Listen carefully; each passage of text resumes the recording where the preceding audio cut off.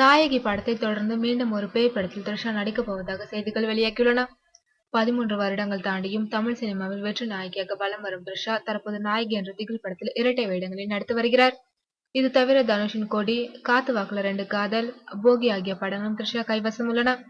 இந்நிலையில் மதுரை இயக்குனர் மாதேஷ் இயக்கும் புதிய படத்தில் த்ரிஷா நடிக்க இருப்பதாக செய்திகள் வெளியாகியுள்ளது. இதுவும் நாயகி போன்று திகில் படம் தான் எனவும், இப்படத்தின் முதல் கட்ட படப்பிடிப்பு லண்டனில் இருந்து துவங்கும் என்றும் படக்குழு வட்டாரங்கள் தெரிவிக்கின்றன. இது குறித்து இசையமைப்பாளர் விவேக் மெர்வின் முதல் முறையாக ஒரு திகில் படத்திற்கு இசையமைக்க இருக்கிறோம். இது மிகவும் சவாலாக இருக்கும் என்றும் தெரிகிறது. இப்படத்தில் 4 பாடல்களை உருவாக்க திட்டமிட்டுள்ளோம் என்று கூறியுள்ளனர். இது குறித்த அதிகாரப்பூர்வ செய்திகள் விரைவில் வெளியாகும் என எதிர்பார்க்கப்படுகிறது.